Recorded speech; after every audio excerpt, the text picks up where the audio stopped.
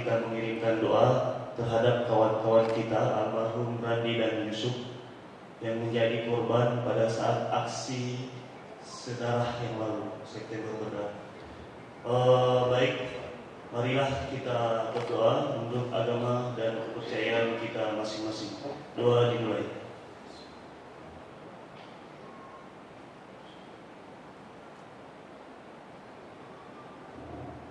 Doa selesai. Pertama, dan ucapan Bismillahirrahmanirrahim. Assalamualaikum warahmatullahi wabarakatuh. Shalom, Om Swastiastu, Om Namo Buddhaya, salam kebajikan. Puji syukur kita panjatkan kehadirat Tuhan Yang Maha Esa, Allah Subhanahu wa Ta'ala, karena atas berkat dan rahmatnya kita masih diberikan kesempatan, kesehatan untuk hadir di tempat yang berbahagia ini. Salawat serta salam tak lupa kita haturkan kepada baginda Rasulullah SAW yang telah mengantarkan kita dari zaman biadab menuju zaman beradab seperti saat ini.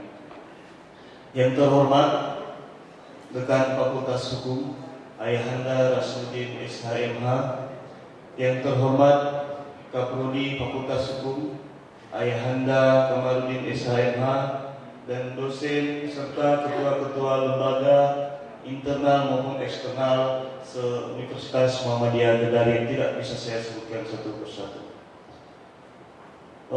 Pertama, sebenarnya sebelum saya masuk ke sambutan, kenapa saya bawa buku? Karena saya tahu saya bicara ini di depan orang-orang hebat, jadi saya takut salah. Tapi salah adalah bagian dari bentuk sebuah proses pembelajaran kita. Dalam kesempatan ini, internal debate competition. Sebenarnya kegiatan ini, kalau bisa saya jujur, kegiatan ini lebih banyak dikerjakan oleh teman-teman di Puspat, Pusat Studi dan Debat. Kenapa kemarin ada ide bahwa kita harus melakukan kerjasama agar BEM Fakultas Hukum tidak patuh Pak. Izin BEM Fakultas Hukum ini sudah tidak tahu apakah karena kami dicintai atau karena apa.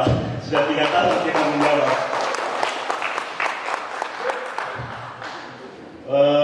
Jadi melalui momen ini, pasca kegiatan ini, kita juga kan melalui momen ini saya umumkan bahwa kita juga akan mempunyai dekan baru.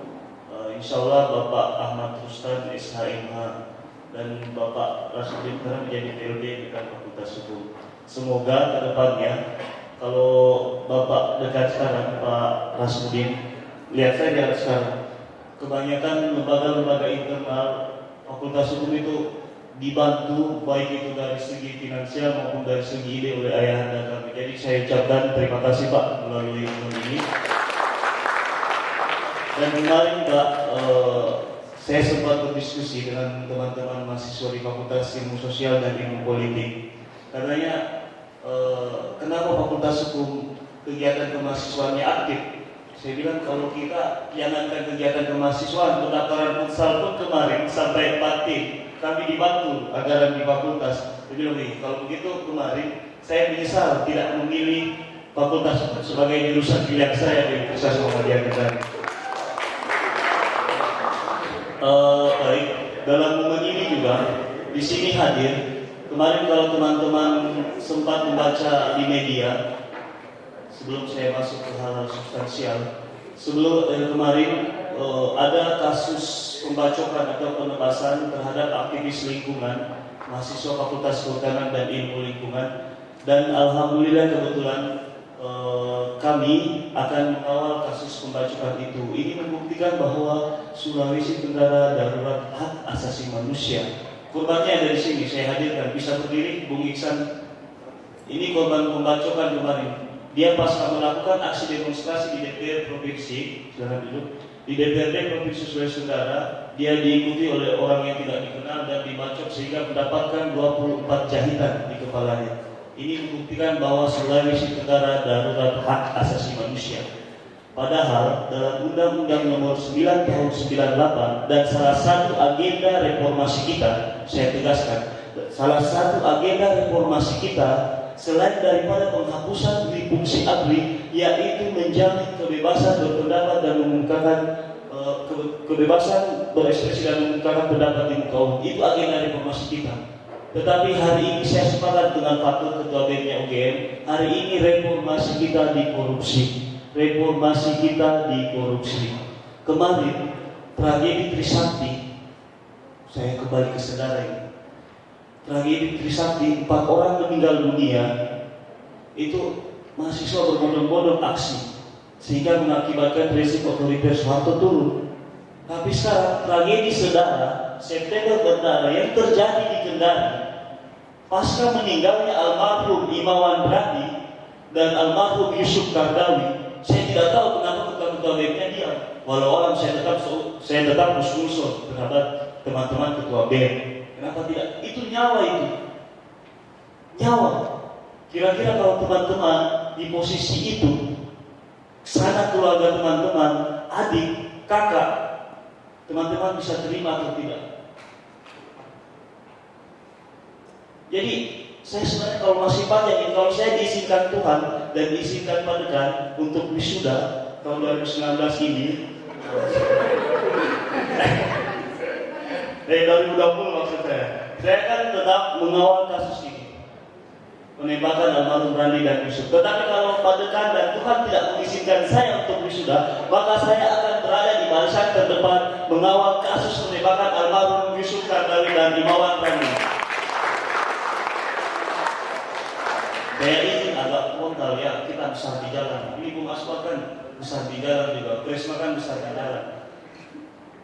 Ada juga beberapa dewan pendiri, Kakanda Adik Samar dan Kakanda Ega Subaktian.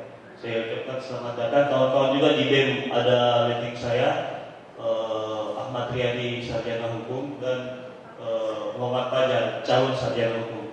Kemarin barusan hasil. Jadi mungkin itu pengantar dari saya. Kenapa sebenarnya beberapa mosi saya tulis ini supaya saya tidak salah. Yang pertama terkait urgensi amandemen kelima Undang-Undang Dasar Negara Republik Indonesia. Dalam poin ini, salah satu mosi yang kita perdebatkan ada 10 poin dalam urgensi amandemen undang-undang ini. Yang pertama yaitu memperkuat sistem presidensial. Yang kedua, memperkuat check and balance lembaga perwakilan. Ketiga, penguatan otonomi daerah. Keempat, calon presiden perorangan atau independen. Yang kelima, pemilihan umum nasional dan pemilu lokal. Yang keenam, optimalisasi peran Mahkamah Konstitusi. Yang ketujuh, penambahan pasal dan hak bagi perempuan. Kedelapan, pekerja dan pers. Kesembilan, pengaturan komisi negara seperti KPK. Dan ke-10, Komnas HAM serta adanya penajaman bab tentang pendidikan dan perekonomian. Itu salah satu mosi yang kita akan perdebatkan yang akan teman-teman perdebatkan di internal debate competition ini. Terus yang mosi kedua yaitu pemerintah melalui Kementerian Hukum dan HAM dan Hak Asasi Manusia mencatat ada revisi Undang-Undang Komisi Pemberantasan Korupsi. Kalau kawan-kawan ingat, kemarin di pertigaan kampus pada saat penganiayaan terhadap teman-teman mahasiswa Fakultas Hukum, itu mahasiswa Fakultas Hukum dengan tegas menolak seleksi calon pimpinan KPK dan revisi sudah disahkan ya, dan Undang-Undang Nomor 19 Tahun 2019 kemarin. Kita menolak itu karena adanya lembaga pengawas itu. Buktinya sekarang kasus OTT Wahyu Setiawan, Komisioner KPU Republik Indonesia, itu kan menyeret sekjen PDIP. Tetapi Komisi Pemberantasan Korupsi melalui Ketua KPK menyatakan bahwa mereka tidak bisa menggeledah kantor DPP PDIP karena menunggu surat persetujuan dari Dewan Pengawas. Ini kan konyol ini. Dewan Pengawas itu kan usulan DPR dan Presiden. Sementara kita tahu bahwa DPR dan Presiden merupakan jabatan politis, syarat akan kepentingan. Dan saya tegaskan, Ketua KPK hari ini itu merupakan dari institusi kepolisian. Itu bukan kode emisian. Itu dari institusi kepolisian. Saya jelaskan, hadirnya KPK itu karena ketidakmampuan kepolisian dan kejaksaan untuk menangani korupsi. Makanya KPK hadir untuk menangani ketidakmampuan mereka. Tetapi pertanyaannya, lembaga KPK sekarang dipimpin oleh institusi kepolisian. Kalau mau berantas korupsi, bisa lewat institusi kepolisian. Pertanyaannya ada apa? Jangan-jangan kita bukan lagi milih fungsi ABRI, tapi milih fungsi Polri. Kepala BIN itu dari Polri, Medan itu dari Polri. Jadi saya coba membuka cakrawala berpikir teman-teman. Mungkin saya terlalu banyak ya MC. Saya intinya begini, kepada adik-adik saya melalui momen ini juga kepada ayahanda, dosen, kawan-kawan saya, melalui momen ini juga mungkin ini sambutan terakhir saya sebagai ketua BEM Fakultas Hukum. Kalau di SK sebenarnya saya sudah habis, tapi ya kalau mungkin ada PLT Pak ya. Ya kalau di SK saya sudah habis. Ini mungkin sambutan terakhir saya melalui momen ini. Kemarin visi kami yaitu mewujudkan inisiatif perubahan pasti, progresif, aspiratif, solutif, transparansi, dan inovatif. Tetapi dalam penyampaian misi itu kami menemukan dalam beberapa misi mungkin ada beberapa kekurangan, ada beberapa program kerja yang tidak bisa kami laksanakan. Melalui momen ini saya meminta maaf, kami meminta maaf. Jadi intinya adik-adik saya perbaiki apa yang kurang baik, yang baik harus sempurnakan, kita lanjutkan. Dan ingat dalam hadis riwayat Tirmizi, kalau saya harapkan ini adik-adik tetap berproses. Kalau hadis riwayat Tirmizi itu ada 5 perkara. Itu hadis riwayat Tirmizi mengatakan begini: tidak akan bergeser kedua kaki anak Adam di hari kiamat, dari sisi rohnya hingga dia ditanya tentang 5 perkara. 5 perkara itu apa? Tentang ilmunya, untuk apa dia habiskan, tentang masa mudanya, untuk apa ia gunakan, tentang hartanya dari mana ia dapatkan, dan hal apa hartanya tersebut ia belanjakan, serta apa saja yang diamalkan dari ilmu yang dimilikinya itu. Jadi itu kita akan bertanggungjawabkan. Masa mudanya apakah kita mau pakai berpoya-poya, berhura-hura, melaksanakan kegiatan-kegiatan hedonis, terlena dengan dunia percintaan, atau apa? Jadi itu kita akan bertanggungjawabkan nanti. Jadi saya harap adik-adik, kalau mungkin melalui momen ini, kalau di Fakultas Hukum dulu, zamannya Bang Irfan Karim, Bang Dea, Kak Dea, ada Kak Kasmala, Kak Ade Ruslan, dulu ada singa podium. Mungkin melalui momen ini akan menciptakan singa-singa podium selanjutnya, insya Allah. Demikian, billahi bisabil haq, wassalamualaikum warahmatullahi wabarakatuh.